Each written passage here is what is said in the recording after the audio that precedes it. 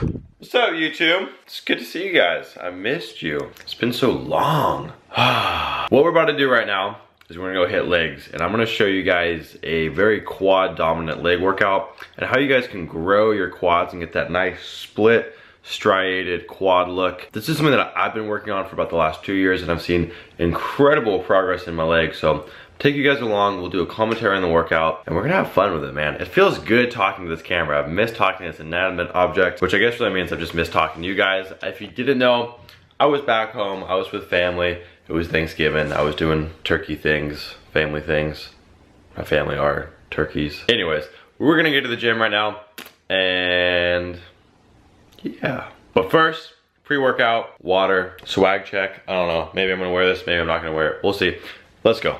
Contrast though. He also brought back this mutant monster. Tastes really good. Probably give you cancer in 10 years if you drink one of those every day. I don't really condone drinking crap like this, but somehow I've been doing it lately. Whoa. Wow. Did you feel that? Dude, that was an explosion of caffeine. If we're gonna do that, might as well put some of this in there too. Oh my god. Yeah, let's do it. We're extreme stimulant veterans. We've been in the game for a long time. Dude, this is earth-shattering technology right here. Remember The Simpsons? What's that lake they live next to that? Yeah, that would do totally. That's what this is. That's what Oh my, look at the color. Oh. Yes. It's only right we do a taste test. Dude. We're so many years of pre-workout. That's a fancy word right there. Education level. Tastes like shit. People, what is going on? Welcome to the commentary. We're starting off this quad dominant leg workout with a little cardio action. That's how I warm up. I do 10 minutes of cardio, which is pretty light on the treadmill, and then I'll do a couple warm-up sets of the first exercise. But all stretching is gonna happen after the fact. I don't like doing thorough static stretching in the beginning. So we're starting out here with some squats, right? And this workout is really about building up our quads. But as you can see, I'm taking a wide stance and I'm getting some nice hamstring and glute engagement. And that's just because this is a part of my body that I don't want to neglect. It's the part that I'm trying to build up. So we're doing some very slow and controlled squats, really feeling that weight and just driving with our heels. And so what I like to imagine is that I'm falling on my heels, and it just puts all of the strain and the pressure where it's supposed to be. I take a lot of the stress out of my hips. So I like doing that. On to our second movement, I'm hitting, I think they're called Cannonball Squats. And these things are quad killers. And so what you want to do is take a close grip stance like I'm doing here, preferably on a Smith machine. And you want to go slightly below parallel, actually. It's one of the few times where I recommend that.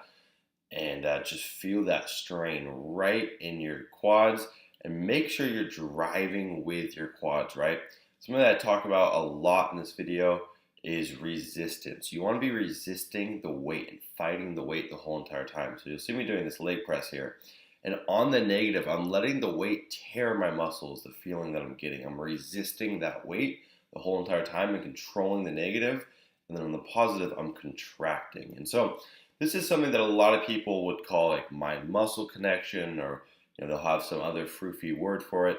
And I don't like using any of those words because to me they just leave so much up to your discretion that it can be really confusing and misleading. And so the three most important things in lifting are: 1, progressive overload, ensuring that you're getting stronger; 2, knowing how to engage the proper muscle, or mind-muscle connection as people would say; and 3 is proper nutrition. And so today what we're doing is we're dropping the weight down a little bit. We're utilizing some of the strength that I've gained in the last few weeks, putting it in a more of a hypertrophic range, like that 8 to 15 rep range. And then we're just focusing on hitting the right muscles. So if you see here, on the rep, I'm squeezing my quads, really feeling my quads light up and engage. A lot of times you can feel this elsewhere. You can see Zach is doing the same exact thing. You're squeezing that teardrop on your quad. And so a lot of it is just about engaging the proper muscle that you're trying to work. So on this one, I did a drop set here and absolutely dusted these. This was a double drop set.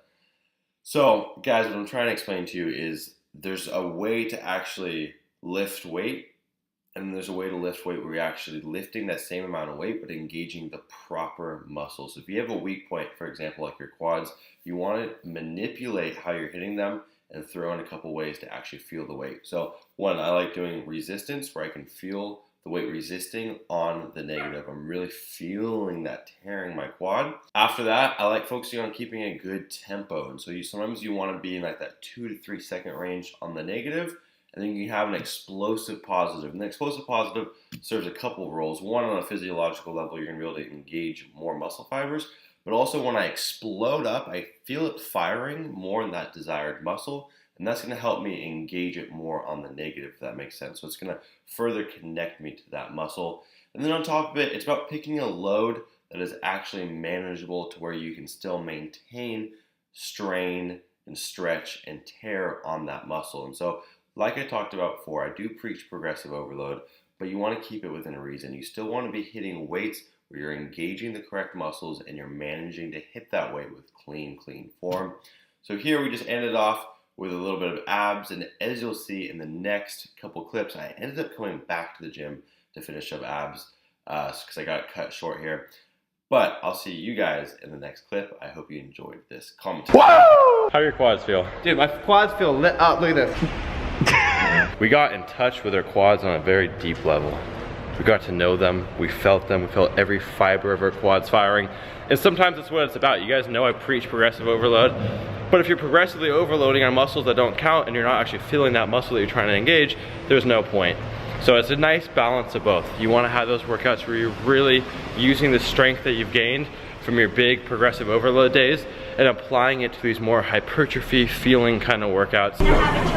We got double cheeseburger, sweet potato fries, a malt vanilla milkshake, barbecue sauce, and a water. I'm about to smash this. I'll see you guys real soon.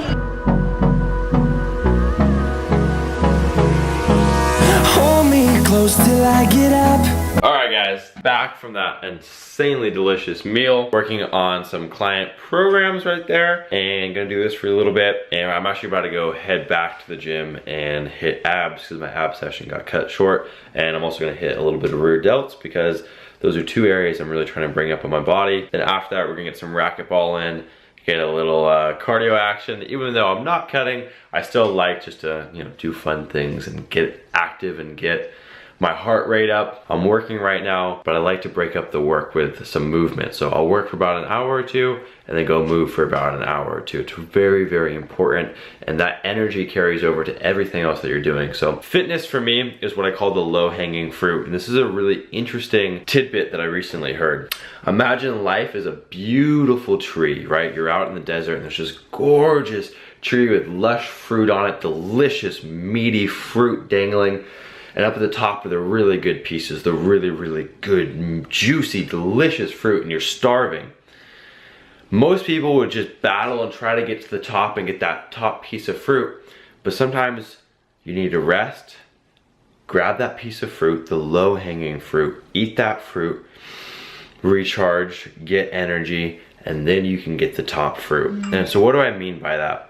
Well, I could sit here, right, and just cram out and bang out the work, and the reward of doing this and the fulfillment that I get is that top fruit, right? It's the good stuff, it's the meaty, delicious fruit. And the low-hanging fruit would be me going and getting some exercise right now. And the fruit is the epitome of happiness, right? So I could grab that low-hanging fruit and get happiness and get recharged, and that rejuvenation that I'm gonna get from that low-hanging fruit is gonna give me the energy to get the higher-hanging fruit, if that makes sense. So there's always little things you can do to manipulate and really just be abundant in happiness. And a lot of times it's about grabbing that low-hanging fruit in the moment. So, there's exercising, there's just dancing, moving your body, getting some blood flowing, that's happiness. Or maybe watching a really funny cat video on YouTube is gonna make you laugh and it's gonna make you feel good. Or calling up a friend and talking to them, it's gonna bring you joy and happiness in the present moment, and that can propel you forward to allow you to reach for the higher hanging fruit. So never discount what you can do in this moment to make you happy.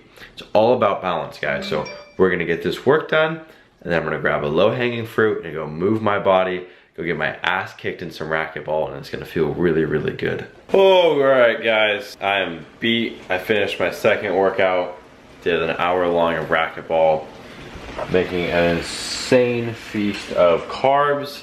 We got chicken in there, pasta, red sauce. Turn that down. mushrooms.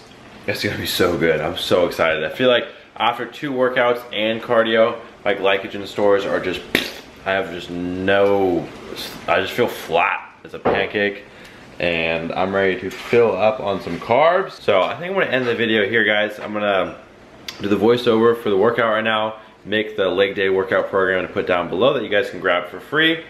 And I think besides that, I love you guys, and I'll see you in the next video. Be sure to subscribe. If you need help with your training, email me. And